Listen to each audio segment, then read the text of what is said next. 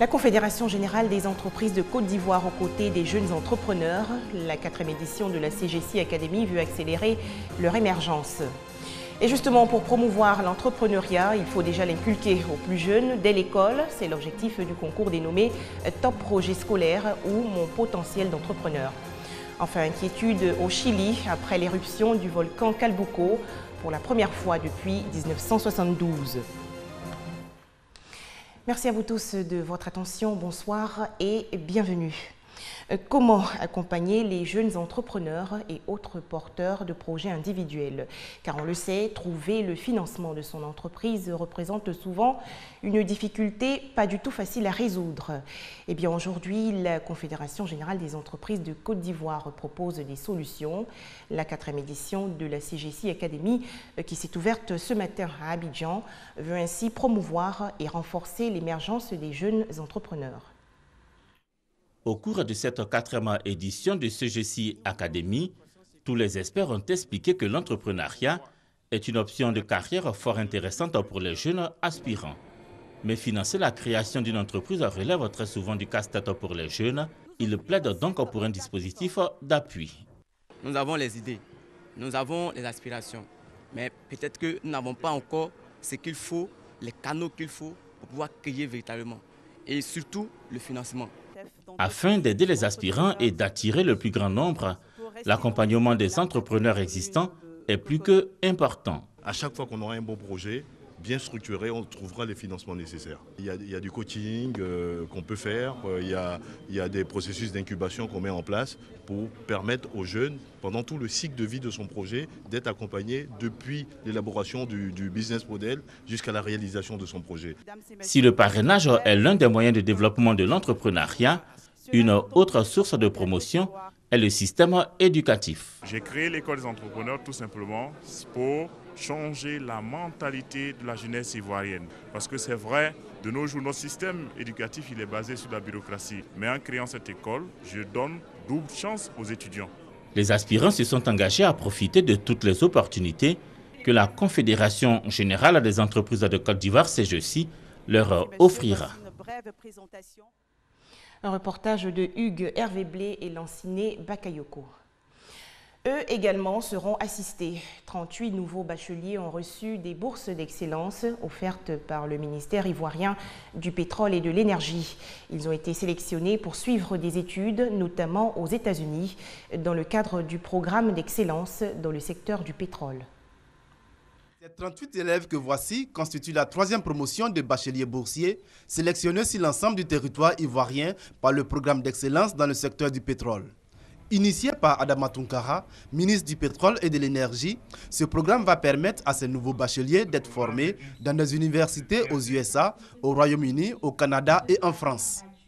Le président Ouattara nous apprend que le meilleur investissement, c'est la formation, c'est l'éducation de nos jeunes. C'est pour cela que nous avons repris le programme de formation des jeunes Ivoiriens qui partent aux États-Unis et un peu partout dans le monde, mais qui nous reviennent très bien formés. Venus accompagner leurs enfants, les parents expriment leur reconnaissance au gouvernement et au ministre Adama Tounkara. Je suis très contente au début, je ne croyais même pas. Je pensais à une anarque, mais vraiment au fil du temps, j'ai vu que ça s'affinait. Je suis vraiment très heureuse parce que je n'aurais même pas pu payer, moi personnellement, ces études-là à ma fille. Et je pense que vraiment elle en profitera, elle fera de bonnes études. Ces jeunes Ivoiriens qui sont appelés à être des élites dans les métiers des hydrocarbures promettent représenter dignement la Côte d'Ivoire. Je compte maintenir la confiance que le ministre a mis en moi en continuant dans cet élan d'excellence et en permettant aussi à d'autres, pourquoi pas à d'autres élèves de pouvoir me rejoindre là-bas. Depuis son lancement en 2012, ce sont plus de 100 bacheliers qui ont bénéficié de ces bourses d'études. Parmi ces élèves, 9 iront aux USA, 15 au Royaume-Uni, 9 au Canada et 5 en France. Le premier départ est prévu pour le 24 avril, le second le 28 avril et le troisième le 7 mai prochain. On faisait le point avec Jean-Louis Gbangbo et Sephora Zegui. Un concours interécole pour valoriser le goût de l'entrepreneuriat chez les jeunes, et cela dès les classes du secondaire. Le top projet scolaire ou encore Mon potentiel d'entrepreneur est une initiative du ministère de l'Éducation nationale et de l'enseignement technique. 3 établissements scolaires étaient récemment en compétition pour la première manche du concours. La rencontre s'est tenue au lycée Sainte-Marie de Cocody. Sensibiliser et promouvoir l'entrepreneuriat à l'école en vue de lutter contre la cybercriminalité en milieu scolaire. C'est tout le sens du concours interétablissement scolaire dénommé Top Projet scolaire ou Mon potentiel d'entrepreneur. Concours initié par le programme Éducation financière de la Direction des ressources humaines du ministère de l'Éducation nationale et de l'enseignement technique en collaboration avec la direction de l'exécution des projets. Il s'agit de semer aujourd'hui, je veux dire, les graines de l'entrepreneuriat pour récolter demain des entrepreneurs capables effectivement de développer donc la Côte d'Ivoire, de créer donc, je veux dire, des emplois, de pouvoir se prendre en charge. Au cours de la première manche de ce concours, 3 établissements scolaires étaient en compétition. Le lycée Sainte-Marie de Cocody, le collège moderne de Cocody et le lycée moderne de Cocody en gré. 10 minutes, c'est le temps accordé à chaque établissement pour présenter son projet au jury. À l'issue de cette première manche, le collège moderne de Cocody et le lycée moderne de Cocody en gré, classés respectivement premier et deuxième, se sont qualifiés pour les demi-finales. Nous sommes heureux, fiers de nous pour notre travail accompli. Nous avons demandé des recherches de part et d'autre à des personnes qui sont expérimentées. Nous avons monté le projet, modifié de telle sorte que ça soit parfait. Et si nous avons gagné, nous croyons que c'est par la grâce de Dieu et aussi avec notre intelligence, bien sûr, avec l'aide de nos encadreurs. On a assisté à une compétition de haut niveau. Les enfants nous ont démontré qu'ils avaient de la capacité et de la créativité dans l'esprit. 16 établissements scolaires présélectionnés prendront part à ce concours interétablissement scolaire et 4 seront retenus pour la finale prévue pour se tenir le 15 mai prochain. Des précisions de Koné Pargassoro. Comment gérer efficacement les prisons en Côte d'Ivoire? Une trentaine de régisseurs et autres représentants des ministères impliqués dans le fonctionnement du système pénitentiaire ont participé à un atelier de formation. C'est une initiative du Comité international de la Croix-Rouge. Au menu des travaux, la gestion des budgets et l'amélioration de la santé et de la nutrition des détenus. Les maisons d'arrêt et de correction en Côte d'Ivoire sont confrontées à de nombreuses difficultés. Indiscipline, surpopulation, insalubrité, mauvaise alimentation. Une situation difficile à supporter aussi bien pour les détenus que les responsables des prisons. Pour aider à l'amélioration des conditions de détention dans les prisons, le CICR, Comité international de la Croix-Rouge, initie un séminaire à l'intention des régisseurs de prison. Objectif, renforcer leurs capacités en vue d'une meilleure gestion des établissements pénitentiaires. La gestion implique plusieurs facteurs qui rentrent en ligne de compte. Comment il faut élaborer un budget et faire en sorte que ces budgets tiennent du 1er janvier au 31 décembre, de sorte que les détenus aient suffisamment de nourriture de qualité et en quantité, que les détenus aient accès aux soins acceptables, que les détenus vivent dans des conditions d'hygiène acceptables. Les difficultés dans les prisons sont bien connues par les autorités. Plusieurs actions sont donc menées pour y remédier. Vous avez vu, sur plusieurs années de suite, nous avons eu des grâces collectives qui ont permis de diminuer le nombre de détenus dans les prisons. L'État a fait un gros effort en augmentant le budget alloué à l'alimentation des détenus. Ce séminaire est le 5e du genre organisé par le CICR. Il vise à favoriser les échanges pour la mise en œuvre de solutions concrètes et adaptées aux problèmes identifiés dans les prisons. Des détails avec Moussa Konaté. Les changements climatiques ont des effets néfastes sur l'environnement et les activités socio-économiques. Aujourd'hui, le conseil d'administration du Centre africain pour les applications de la météorologie au développement veut améliorer les services climatologiques de ses pays membres. L'ACMAD a tenu récemment une réunion à Abidjan. La météorologie permet la prévision du temps à court, moyen et long terme, l'alerte des populations et des décideurs sur les phénomènes météo extrêmes des grandes catastrophes naturelles. Elle assure la sécurité des personnes et des biens. Pour les services météorologiques, donc, la météorologie doit être au centre de toute activité. Les directeurs des services météorologiques et partenaires, membres du conseil d'administration du Centre africain pour les applications de la météorologie au développement, ACMAD, se sont réunis en Côte d'Ivoire. Objectif, contribuer à l'amélioration des services climatologiques. Aucun pays n'est à l'écart des phénomènes climatiques à fort impact.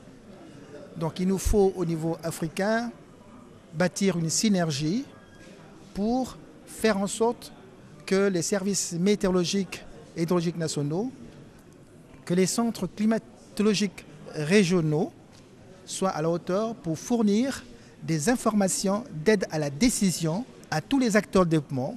Cette rencontre qui s'inscrit dans le cadre de la 19e session ordinaire du conseil d'administration de l'ACMAD bénéficie du soutien du directeur général de la société d'exploitation et de développement aéroportuaire, aéronautique et météorologique de Côte d'Ivoire, Sodexam. Il est important qu'une action plus dynamique soit orientée donc vers cette science.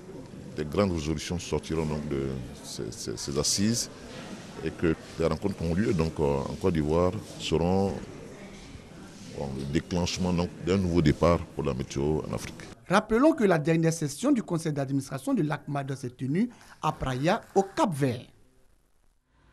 Voilà, c'était un commentaire de Koné Pargassoro. Un tout autre sujet à présent, l'Observatoire de la liberté de la presse, de l'éthique et de la déontologie reprend ses activités. L'organe d'autorégulation va ainsi procéder au monitoring des journaux, à savoir les différentes unes, le contenu des articles et les propos des acteurs sociopolitiques parus dans les médias.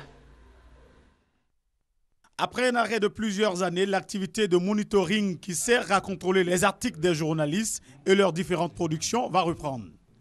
Elle vise à rendre les journalistes plus professionnels en cette période électorale. Il s'agit surtout de créer les conditions favorables à des élections paisibles en Côte d'Ivoire.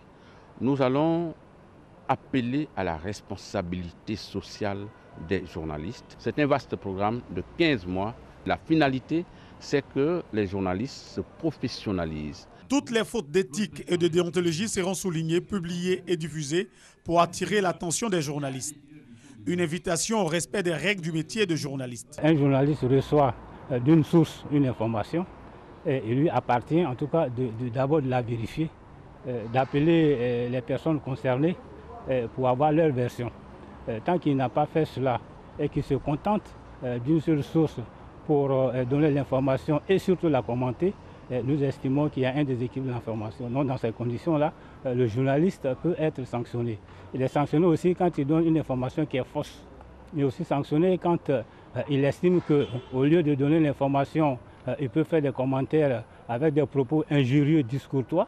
Nous le sanctionnons aussi. Tous les jours, nous faisons de la sensibilisation, nous rappelons alors les journalistes. L'OLPED a pour mission de promouvoir et de défendre l'éthique ainsi que la déontologie journalistique, d'assurer la médiation, également promouvoir et défendre la liberté de la presse. Des précisions de Éric Goré. Une interrogation pour terminer l'actualité nationale. Connaissez-vous la cuisine thaïlandaise? Si vous me répondez par la négative, sachez qu'un festival gastronomique est organisé en ce moment à Abidjan. L'événement va prendre fin le 29 avril prochain. Il va vous faire découvrir la variété et la qualité des aliments thaïlandaises. Regardez plutôt. La cuisine thaïlandaise est reconnue pour ses saveurs remarquables avec sa grande variété de plats traditionnels. C'est une cuisine qui connaît un succès croissant dans plusieurs pays. Cette cuisine mondialement appréciée sera à l'honneur à Abidjan au cours du Festival gastronomique et culturel thaï, un événement pour faire la promotion de la cuisine thaïlandaise. Au menu, on aura un buffet à volonté concocté par 3 des meilleurs chefs thaï qui sont arrivés. Il y aura aussi des sculptures sur fruits. Ce festival est une invitation à goûter aux saveurs de la cuisine thaï, mais aussi une occasion de découvrir la culture thaïlandaise. Pour montrer encore une fois de plus aux Ivoiriens ce que c'est que la Thaïlande. la cuisine thaïlandaise fait partie des 5 meilleures cuisines au monde. Donc c'est une manière de découvrir plus de mets et beaucoup plus de choix en fait dans ce que la Thaïlande peut proposer. Le festival gastronomique et culturel thaï se tient du 23 au 29 avril 2015 au Golf Hotel et au restaurant Siam Thaï. Voilà, ces mets thaïlandais vous étaient présentés par Moussa Konaté. Alerte rouge dans le sud du Chili après l'éruption du volcan Calbuco, inactif depuis 43 ans. L'évacuation de près de 4000 personnes a été également ordonnée. Pour l'instant, les autorités chiliennes ne font état d'aucune victime, mais elles signalent la disparition d'un alpiniste. Il était endormi depuis 43 ans et vient de se réveiller. Le volcan Calbuco a fait jaillir un champignon géant de cendres d'une hauteur de 10 km.